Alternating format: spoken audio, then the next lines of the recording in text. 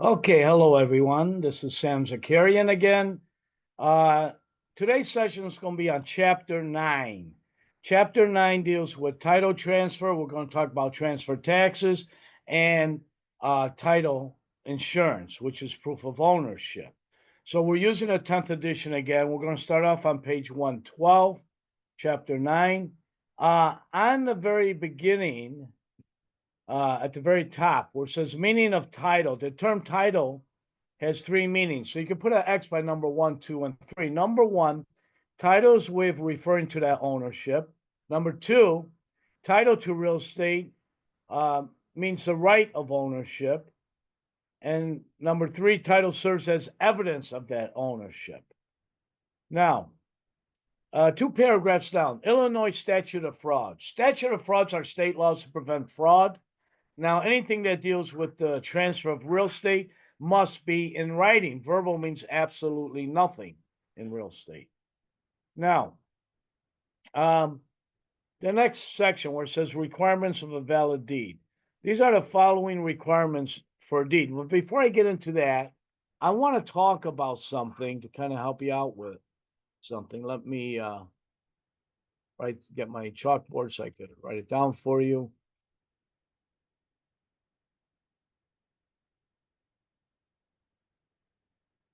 As it comes up.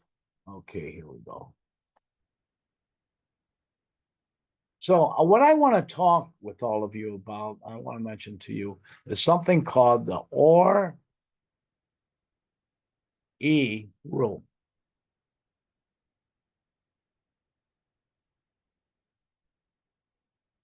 The OR is the give or.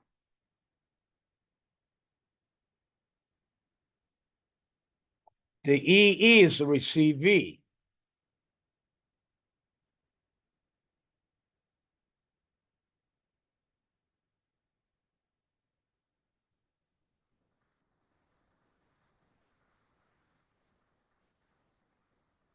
Now, for example, the optionor.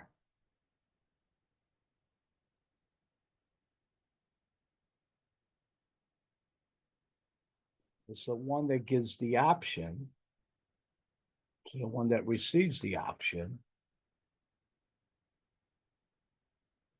called the optionee.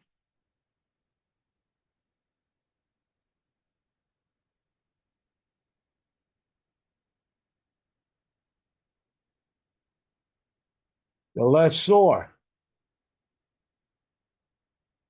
is the owner of the property. The lessor is the one that gives the lease to the tenant,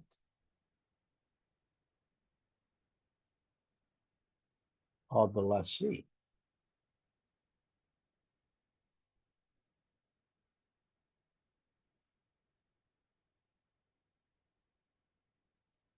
The one that receives the lease. The vendor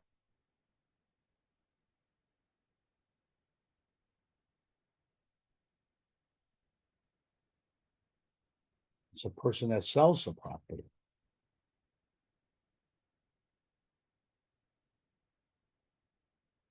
To the vendee, the one that received the property.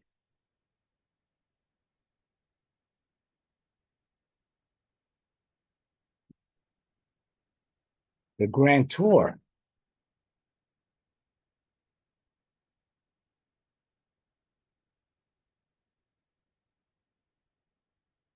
is the owner of the property who transfers the deed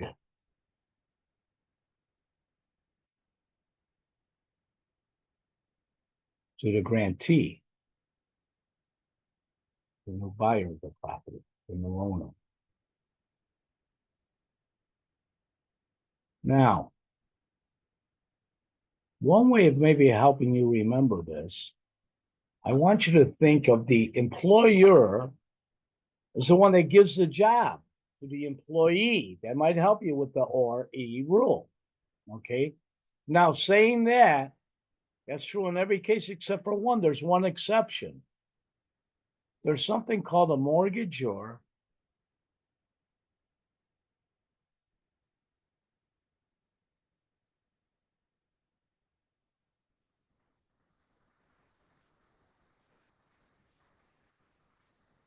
and mortgagee. This is the only one that's opposite. There's a reason for it. It's a little complicated, but I'm going to give you an easy way to remember without really knowing.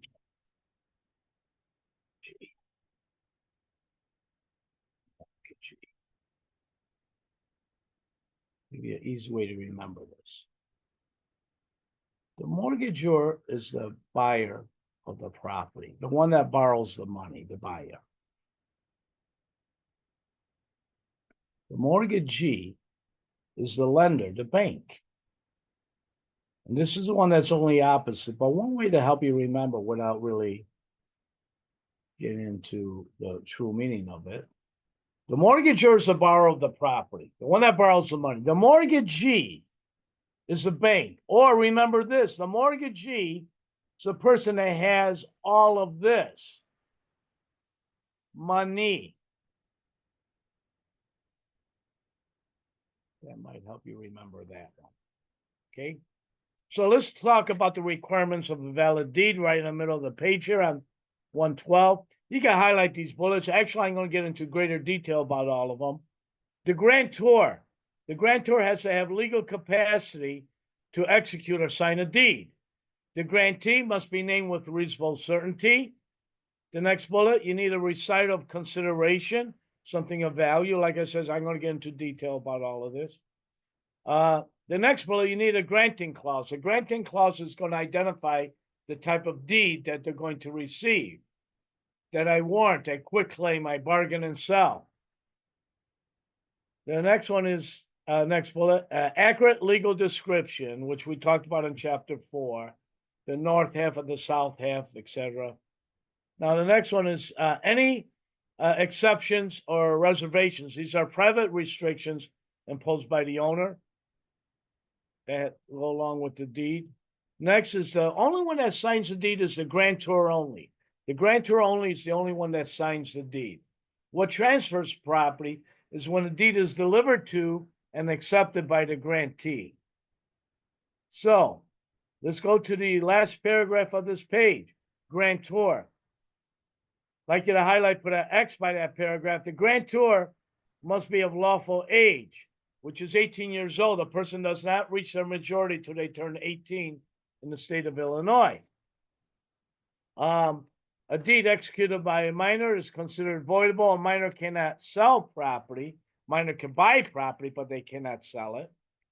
The grantor must be of sound mind. They can't be under the influence of drugs or alcohol. They can't be mentally challenged. They must be of sound mind. Now let's go to page 113 at the top. The first paragraph. The grantor's name must be spelled correctly and consistently throughout the deed, because they mention the name several times. So let's say the first name of the grantee is, first name is James. That's his legal name. Well, you have to use James when they mention the name all the time. They can't call him James in one line and Jimmy in the other and Jimbo and Jim. No, they have to use his legal name.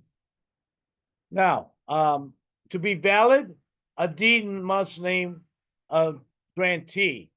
Put an X by that one. The grantee must be specifically named so they know exactly to whom the property is going to go to.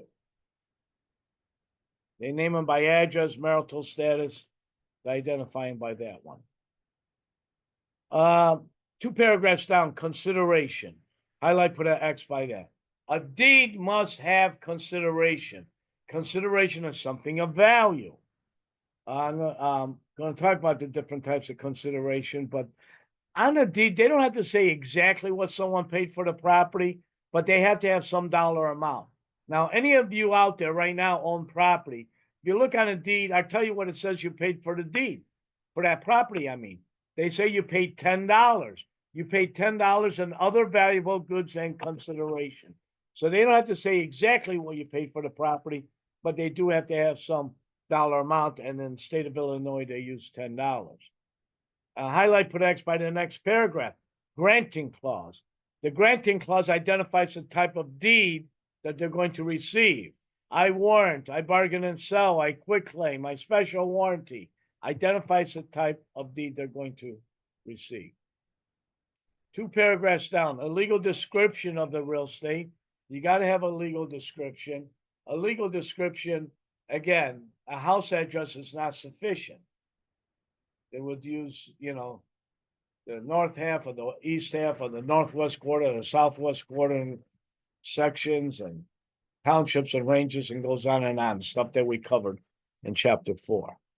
The last paragraph you got highlight, put an X by that one. Exceptions and reservations. Again, these are private restrictions imposed by the owner. The owner can put any restrictions they want, as long as they are legal, as long as they are non-discriminatory. The very next paragraph, where it says signature of the grantor. The only one that signs the deed is the grantor only. That's who signs the deed.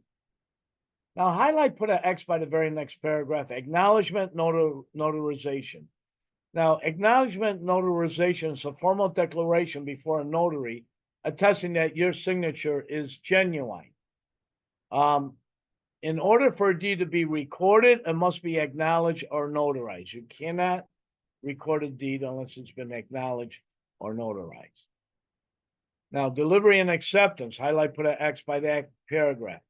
What transfers property when a deed is delivered to and accepted by the grantee? That's what transfers property.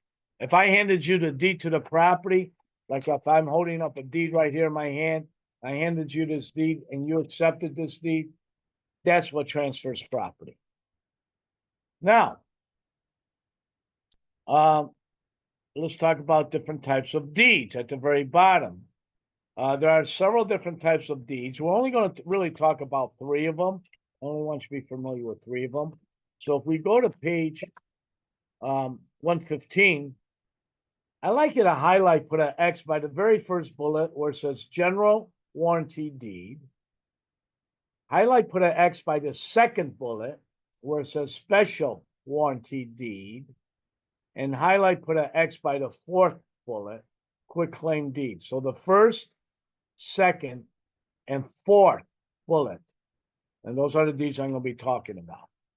So let's talk about the general warranty deed. You can highlight, put an X by those 2 paragraphs. Now, the general warranty deed is also called a warranty deed. It is the most common type of deed to receive that's used in this country. I say probably, I'm guessing, about 90% all deeds in this country that's used to transfer property is a warranty deed or a general warranty deed. Now, the warranty deed is the only one that has the 5 covenants. And I'd like you to highlight these 5 bullets over here, these 5 covenants. Let me go over these with you. I want to read some of them to you. Well, the first one is called the covenant of seisin. Covenant of seisin means that the owner owns the property and has a right to sell. The next bullet, covenant against encumbrances. Grantor warrants that the property is free of any liens or encumbrances except for those specifically stated on the deed. The very next bullet, covenant of quiet enjoyment. The grantor guarantees that the grantee's title will be good against third parties who might bring court action to establish superior title. Next bullet, covenant of further assurance. The grantor promised to obtain and deliver any instrument needed to make sure that the title is good. And then the last bullet, covenant of warranty forever. Grantor promised to compensate the grantee if the title fails anytime in the future. The general warranty deed or the warranty deed, which is the most common type of deed that exists out there. And because if I give you this warranty deed, and because of these 5 covenants, what I'm telling you is I warrant and guarantee this property before I owned it. I warrant and guarantee this property during the time I owned it. And I warrant and guarantee this property after I own it, which means if anyone has any claim whatsoever to this property, you send them to me because I will spend my money to defend your right to this property. And this is something that I will do forever and ever and ever and ever and ever. Best type of deed to get is a warranty deed or general warranty deed. It's the only one with the 5 covenants. Now, towards the very bottom here on page 115, we're going to talk about a special warranty deed. The special warranty deed only has 2 warranties. Number 1, warranty that the grantor received title. make sure you put an X by that one. And then on page 116, number 2, put an X by that one. Warranted that the property was not encumbered during the time the grantor held title, except for otherwise noted on the deed. Now, the special warranty deed only warrants a property for a limited time, only for a limited time, only during the time it's been in their possession. Now, let's say, I'll give you an example of that, and that might help you. Let's say that you had a relative of yours that died, and you're the executor of the estate. Being the executor, you had to dispose of this property. Well, let's say it took you 4 months to get rid of the property. You'd probably issue pass on a special warranty deed, saying that during the time this property's been in your possession, you did not encumber the property. You are not responsible before this property came in your possession. You're not responsible when it leaves your possession. Only during the time you had in your possession that you are responsible for it. Let me give you another example about a special warranty deed. Let's say the courts took over a property, someone's property, because of a bankruptcy or maybe a foreclosure. And maybe it took the courts 3 weeks to dispose of that property. Well, they will probably give a special warranty deed. During the 3 weeks that the court held this property in their possession, they did not encumber the property. Again, they are not going to be responsible before it came in their possession. They're not going to be responsible once it leaves their possession. Now, let's go on to the middle of the page where it says quitclaim deed. I'd like you to highlight, put an X by the next 3 paragraphs. Now, the quitclaim deed has no warranties whatsoever. No warranties whatsoever. A lot of times when couples get divorced, one spouse will quitclaim their share of the property to the other spouse. And what they're telling their spouse, look, whatever interest I have in this property, you now have. If I have nothing, you have nothing. In other words, don't ever come back to me. That's actually a little nickname. They call it a don't come back to me deed. Now, a quitclaim deed is often used to clear a cloud on title, which I'm going to talk about a little bit later on in this particular chapter. But it has no warranties whatsoever. Now, let's go on to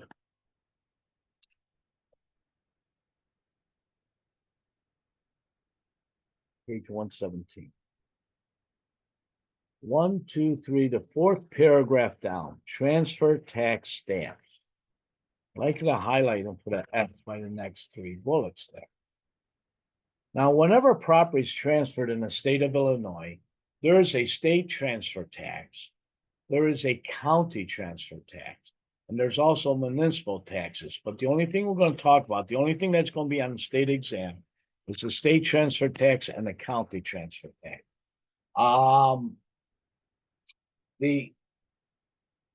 Every city has its own municipal taxes.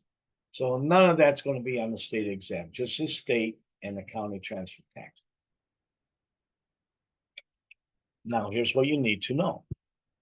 Whenever a property is transferred here in the state of Illinois, there is a state transfer tax.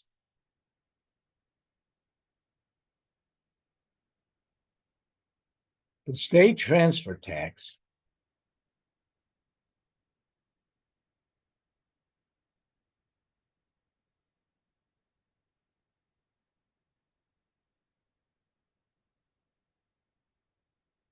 is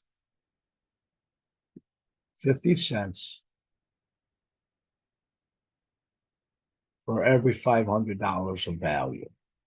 So whatever a property happens to sell for, divide the sale price by $500, whatever results are, you multiply that by 50 cents, and that's going to give you the state transfer taxes. Now, we also have, that will be on the state exam, a county transfer tax. Now, the county transfer tax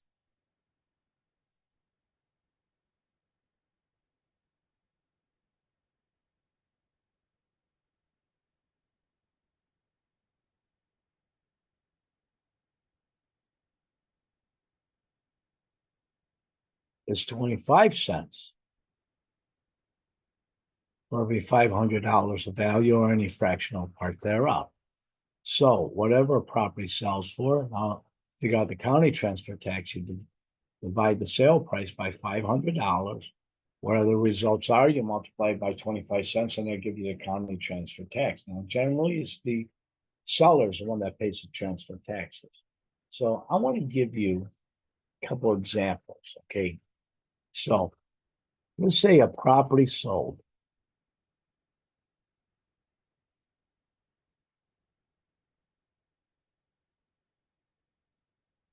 for $484,500. And I'm only asking for the county transfer taxes, the county. So what you do with your calculator, you take the $484,000, divide that by $500. Whatever results are, you multiply it by 25 cents, because all I'm asking is for the county. And that's what the county transfer tax will be. You want to take a moment, go ahead, take a moment, figure that out. We'll put up another problem. Well, the answer to this one, the county transfer tax comes out to $242.25. By the way, the state tax, they're looking for that.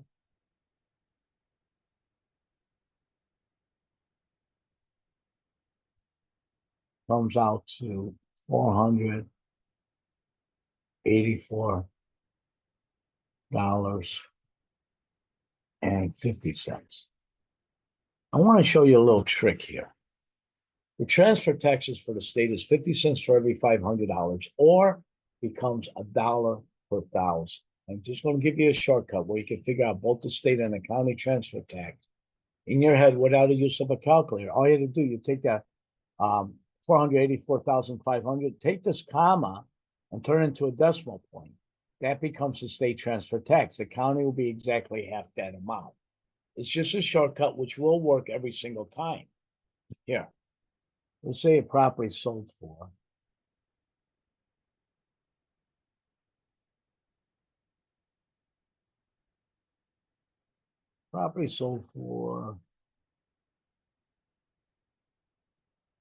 $565,000.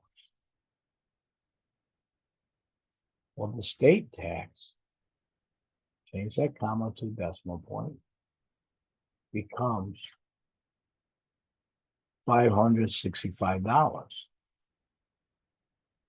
The county will be half that amount. Just divide that by 2, which becomes $282.50.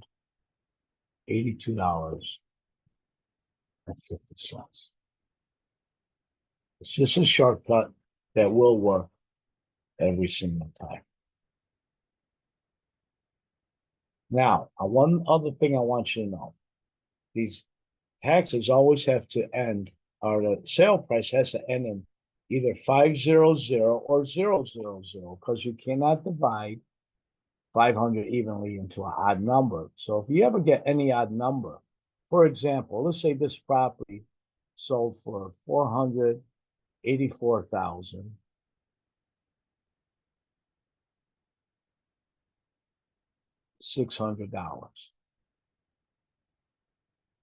You have to take that 484,600. This rounds up to 485,000. You always round up to the nearest 500. Always round up, no matter what, round up to the nearest 500, which means that the state tax will be $485. The county is going to be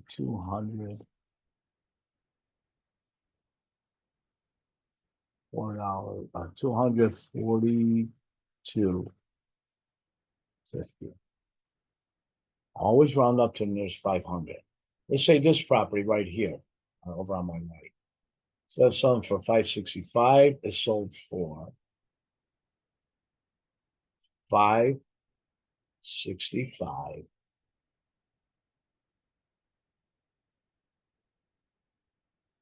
and $35.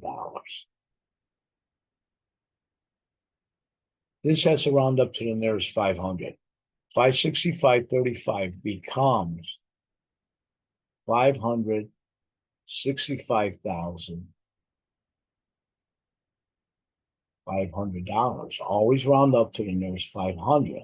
So now the state tax will be 565.50.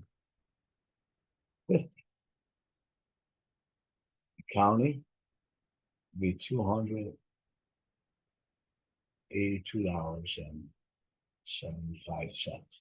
Why? You always round up to the nearest 500. Always round up to the nearest 500. Make sure you know that. Now, I want you to understand this. Transfer taxes are always going to be paid on the purchase price, unless the buyer assumes an existing mortgage or personal property is involved. Then what you're going to do is subtract the personal property or the existing mortgage. You're going to pay it on the difference. So let me talk about assuming a mortgage. Let's say a property sold. I sold you my property for $470,000. And I owe on this property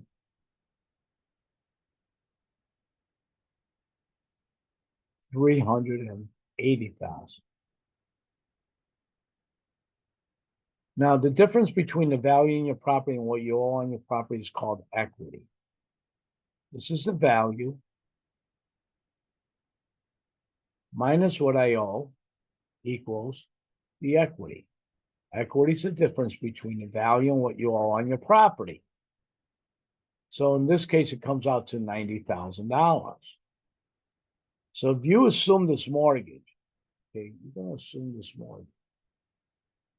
Means you're going to take over my mortgage payment. And a mortgage assumption, whatever my monthly payments are, your monthly payments are going to be the same thing. Whatever my interest rate is, your interest rate is going to be the same thing. So now you just pay transfer taxes on new money. So $90,000 means the state tax will be $90. The county will be $45. Just paying on new money. So you always pay on the purchase price unless you assume a mortgage or there's personal property involved. Now, let me give you another example. I sold my property to you for $400,000.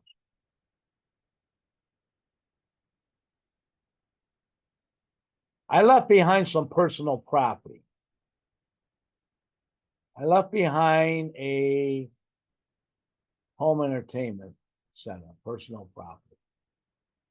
And let's say the personal property was worth, say, $12,850. Well, you deduct the personal property and you pay the transfer taxes on the difference. In this case, the transfer taxes will be $387,150. Well, transfer tax is going to be based on that, but now we have to round this up. So $387,150 becomes, remember, always round up, $387,500.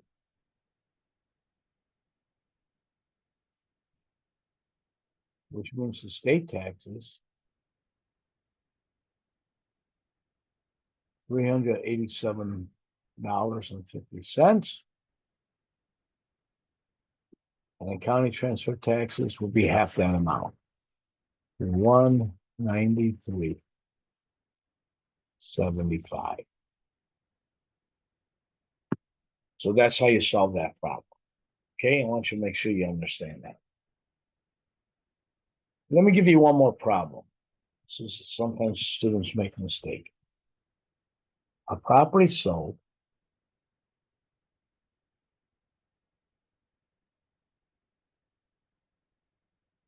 $300,000.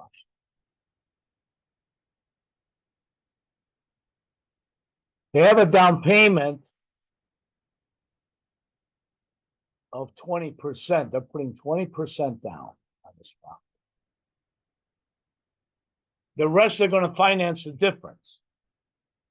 So the question is, what did they pay in transfer taxes in both state and county transfer taxes?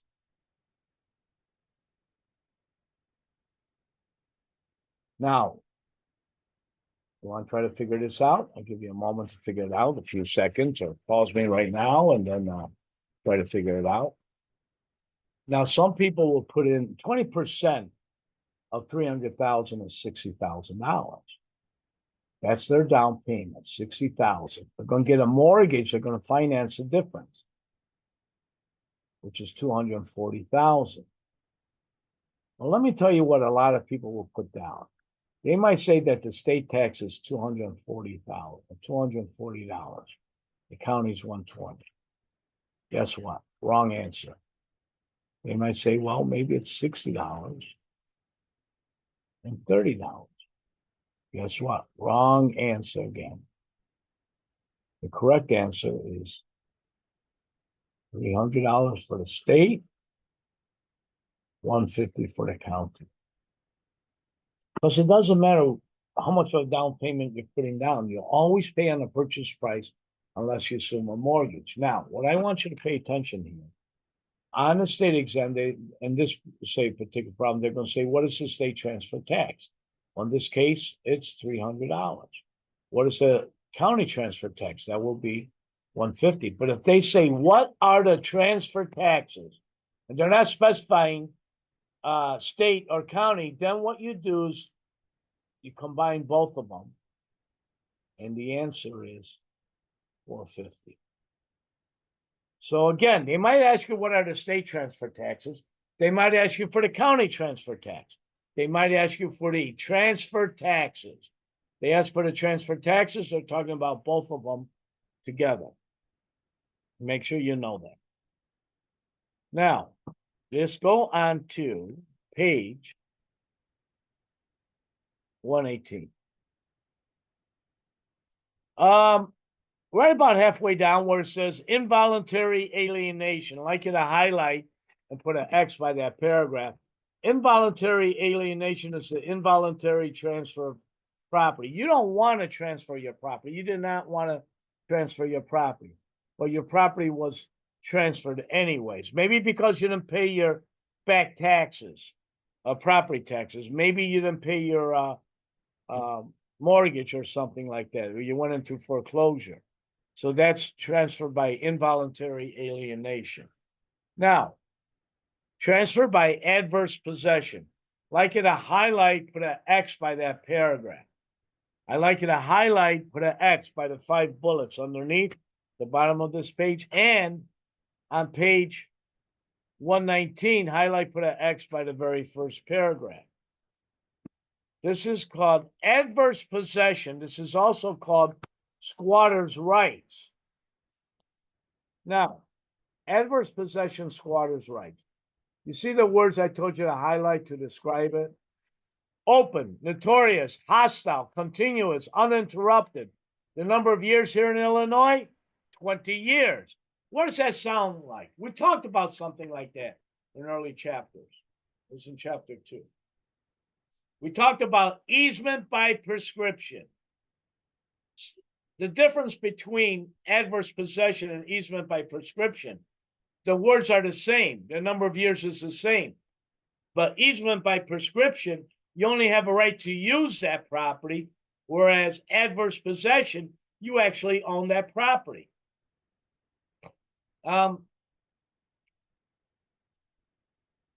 Let's say, I'll give you an example. A guy from Chicago buys a cabin on the lake somewhere in rural Wisconsin. And he's going to go up there and he's going to go fishing on holidays and weekends and things like that. But every time he drives up to Wisconsin, there's construction on the expressway. He runs into traffic. He gets out to his cabin on a lake. The lake's been fished out. He has to work on the cabin, then pay a lot of money for it. So he abandons the cabin. What happens in those rural areas? People know. People just know that property's abandoned. So what they do is they occupy it openly, meaning they park their car right in front of the cabin. They don't park a mile away and sneak in the middle of the night. They what they do is open, notorious. That other people are aware that they're living on a property they don't own. Open, notorious, hostile. They don't have permission of the owner. Continuous, uninterrupted state of Illinois. It's 20 years. So let me give you an example of a state exam question. Let's say that, but this is right on the state exam. There's a man who owns a cabin on 1 acre of land. This man is confined to a wheelchair. He cannot leave the cabin at all. He only has one window that faces the front, has no back windows, can't leave the cabin. Someone goes in the back of his lot, build a house there, drill a well for water, live there for a certain number of years. Can he be the owner of that property? The answer is yes, by adverse possession. But wait a minute. The guy's confined to a wheelchair and he can't leave the cabin. It doesn't matter. He only has one window that faces the front. He can't see anything in the back. It doesn't matter. If he met that criteria in a number of years, he actually owns that property. And this does happen. Happens quite a bit too. See, Illinois is 20 years. A lot of places is not 20 years. It might be 4 years, 5 years, mostly in the South.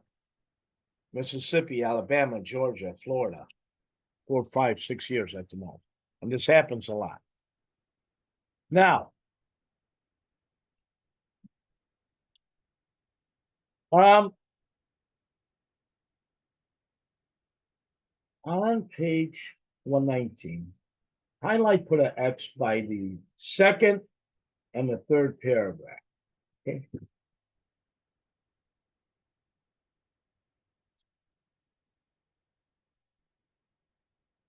Now, there's something called, hold on one second. Well, okay. Let me get my chalkboard up.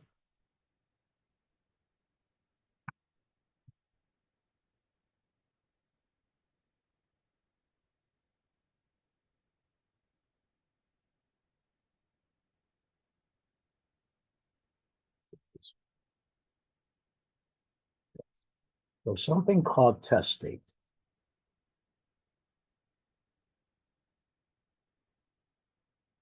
Now, testate means that you died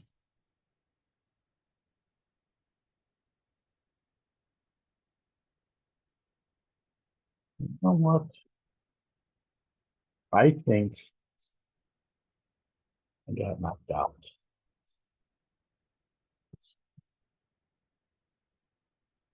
All right. I think I got knocked out. Yeah, I did.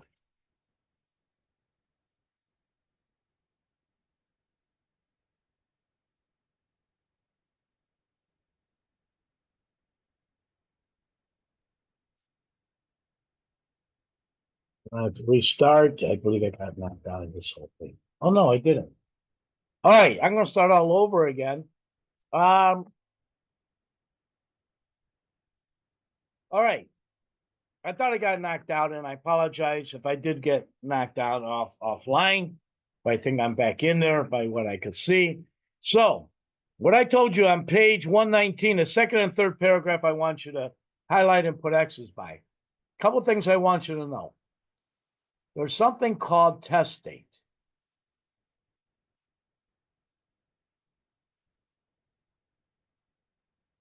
Testate means this. You died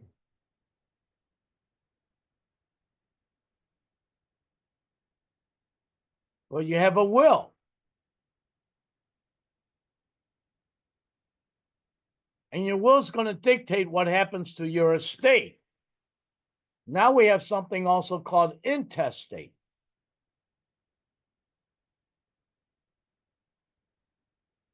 Intestate means this off. You died.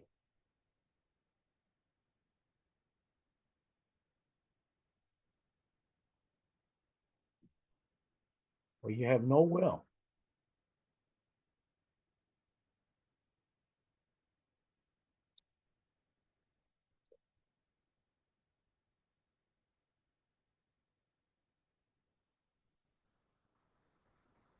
You have no will.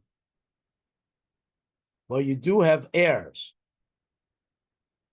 And every state has a law and distribution as to what happens if you die and you have no will, you have heirs. There's a law of distribution, which I'm going to explain exactly what you need to know for the test. Now, there's something else. I told you about this. It was in the very first chapter. Please don't forget this. It's on every state exam. There's something called escheat. Escheat. Escheat means, please don't forget this. It's definitely going to be on there. You died. You have no will, no heirs. Real property goes to the county that it's located in. Personal property goes to the state. Okay. So let me take a moment and explain intestate to you. Let me take this out of here. Let me erase this part here.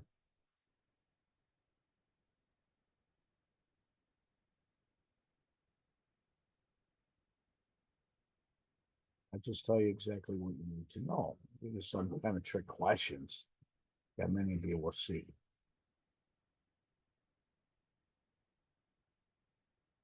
All right, here's what happened.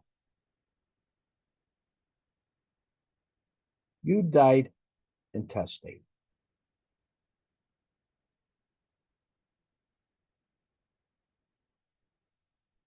That means you have no will, but you have heirs. So you have no will. And if you're married,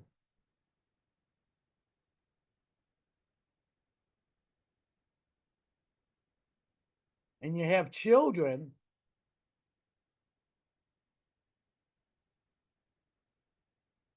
what happens to your estate is going to be divided equally among your spouse and your children. So your spouse will receive 1/2 of your estate.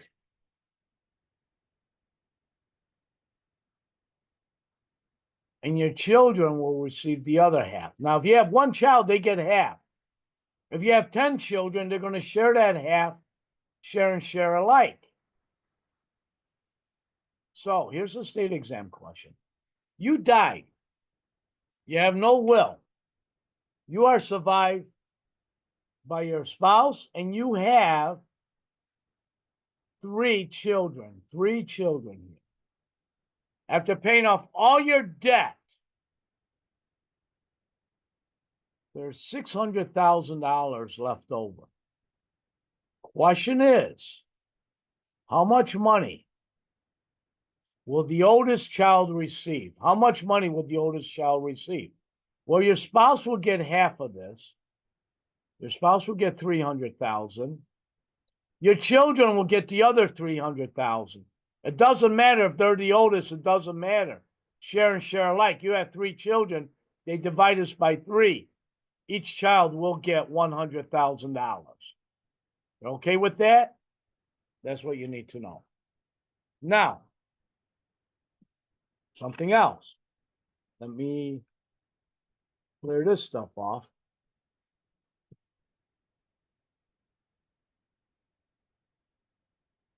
Let me give you another example of a problem.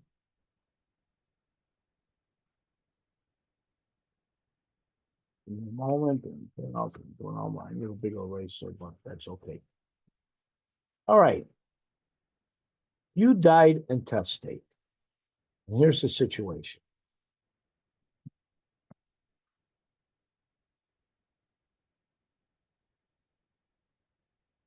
You have no will. You're not married.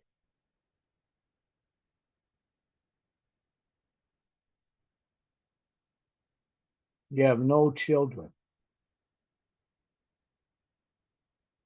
Now what happens to your estate is going to be divided equally among your parents and your siblings, your parents and your siblings. So you died. You have no will. You're not married. You have no children. What happens to your estate? You're survived by your mother, your father,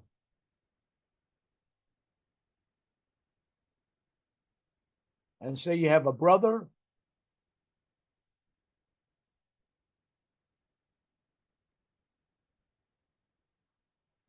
a sister,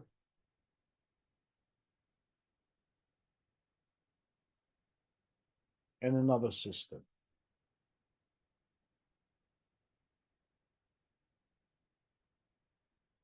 One, two, 3, 4, 5. They each get 1/5 of your estate. 1/5, 1/5, 1/5, 1/5, 1/5. Now, say you had two parents and you had six children, six siblings. 6 and 2 is 8. They each get 1/8, 1/8, 1/8, 1/8, 1/8. Now, what if you had another brother who died before you? He's married, he has a family. You know what he gets? Nothing. It's whatever brothers and sisters are that have surviving that are alive we share in this now. But if one parent is deceased, say the mother's deceased, her share is going to go to the father, which means the father is going to get 2/5. Each of the siblings still gets 1/5. Okay. Now,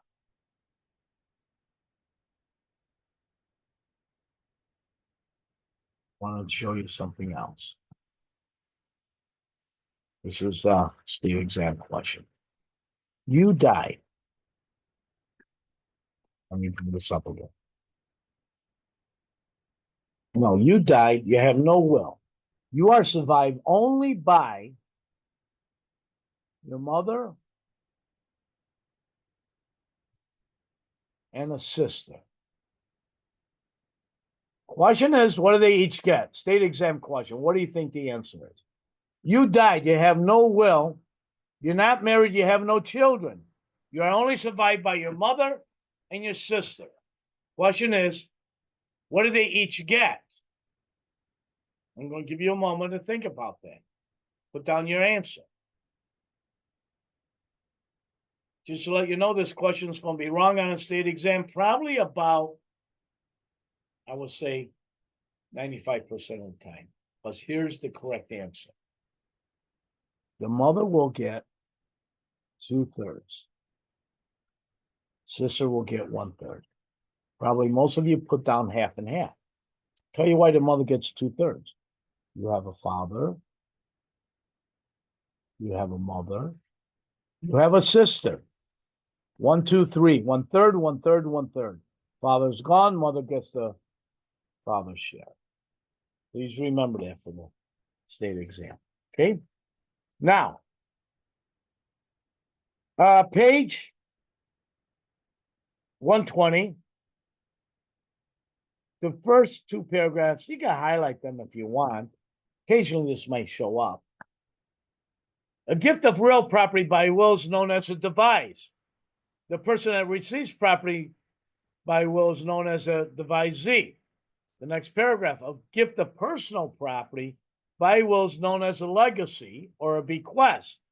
The person that receives personal property by the will is known as a legatee or a beneficiary. Now, highlight for X by the next paragraph, probate. Now, probate occurs when someone challenges the will, or there is no will, it might have to go to court. Court's going to have to probate to see who the legal heirs are. That's what probate is, especially if there's more than one will. Judge will have to decide that. Now, Let's go on to page 121, 123, the third paragraph down, where it says in Illinois. I want to read this to you. It's important. In Illinois, while individual may freely disinherit children or other previously named heirs, a surviving spouse may not be disinherited. You cannot disinherit your spouse. If you died and you have a will and everything goes to the children and you didn't leave anything for your spouse, well, those 3 bullets, you can put an X by them. The spouse will receive 1/3 of all the property, land and buildings, plus 1/3 of all the personal property, money, car, whatever. You cannot disinherit a spouse.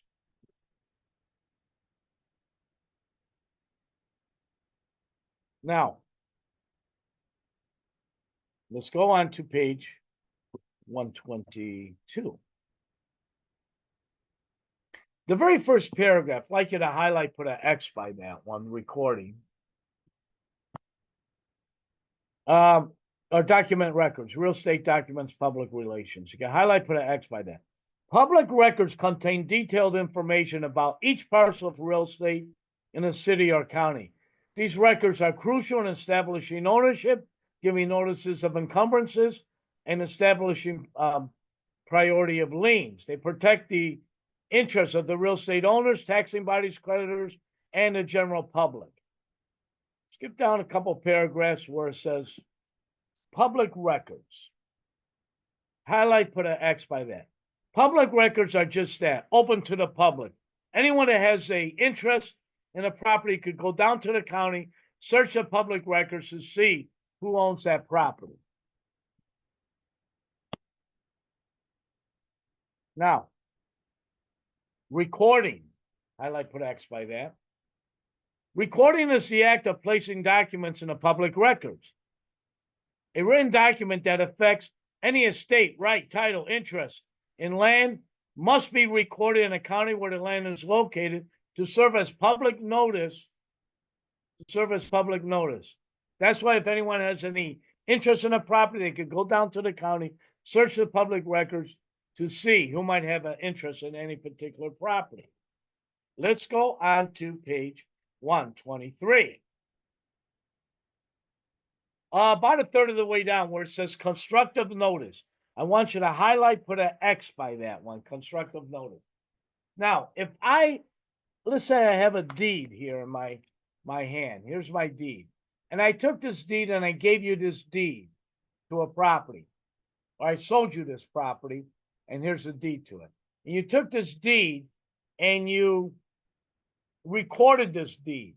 By recording this deed in a county, you told everyone in the world that you own this property. That's constructive notice. Actual notice. You highlight, put an X by that. I have a deed to a property here. Personally, I handed you this deed, and you did not record the deed. 10 years later, you're going to have to get eyewitnesses to say, yes, I did see Sam give him this deed. Because maybe you got this deed because you broke into my home and you stole this out of my home. Or maybe I was just walking in the parking lot outside my office and I dropped it out there and you picked it up. See, actual notice is just an eyewitness to it. It's not very, very strong.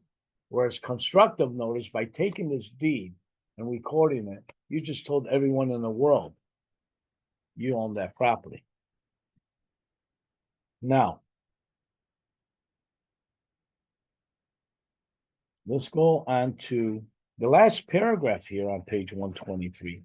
Unrecorded documents. There are certain documents that do not need to be recorded to be valid. For example, property taxes. Property taxes automatically become a lien on January 1st of any given year throughout the entire state of Illinois, even though they're not due and payable to the following year. So property taxes do not need to be recorded. Let's go on to page 124. Like the third paragraph, chain of title. Chain of title. I'd like you to highlight and put an X by that. Now, chain of title is a transfer of property. And when property is transferred, they backtrack the title from the current owner to the owner before that, to the owner before that, to the owner before that, so they get to the original owner who got the property from the government. And that's what we call chain of title. I don't know if I told you to put an X by it, but please do.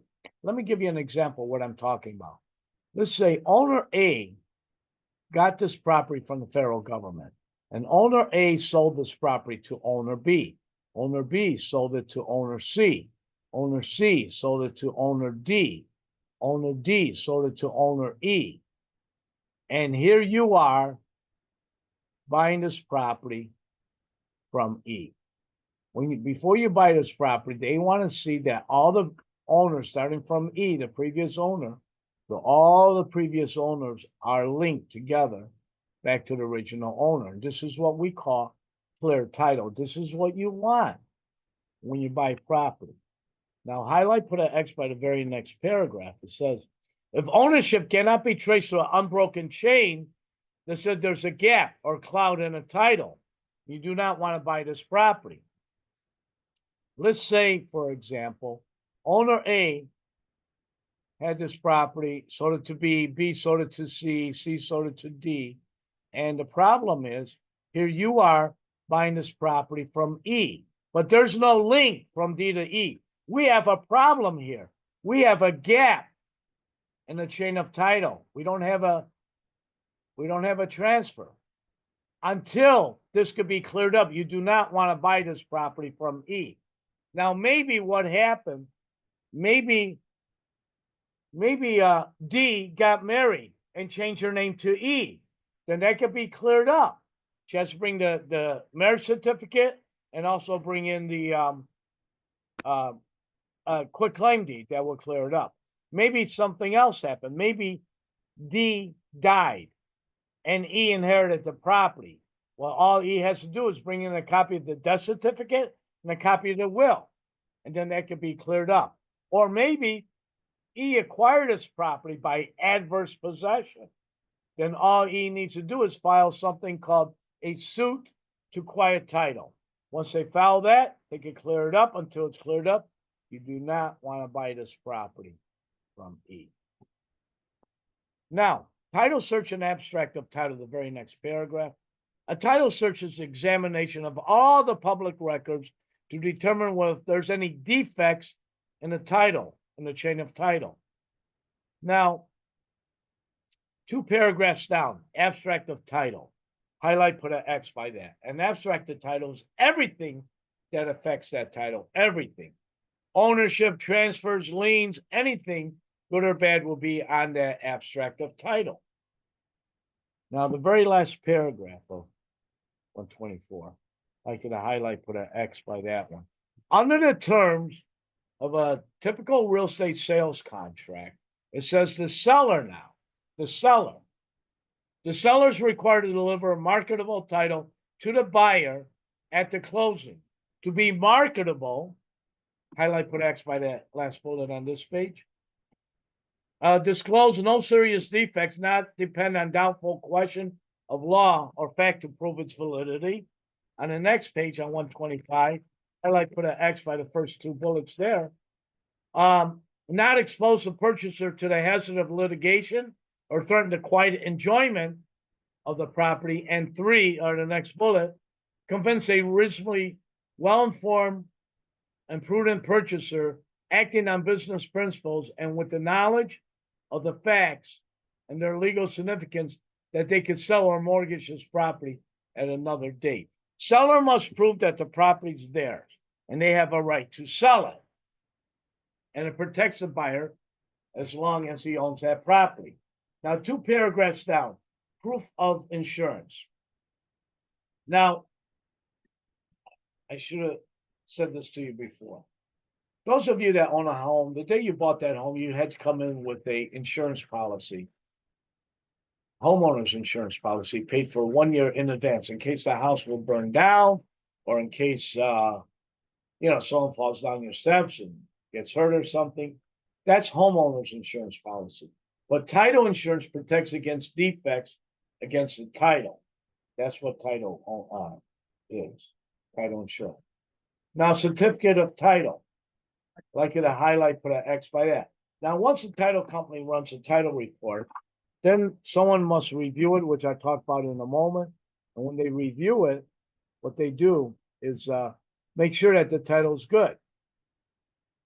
What they do is they read the title, make sure that all the payoffs have been done, the taxes are updated, there aren't any liens, all the liens have been removed. Now, for some reason, in the next paragraph, a lot of places most places they only go back about 40 years. But for some reason, Cook County, they usually go back at least 75 years, sometimes longer than that. I guess I don't know. Maybe people just happen to hold on to the property a little bit longer. Not sure. Very next paragraph, abstract and attorney's opinion of title. Okay.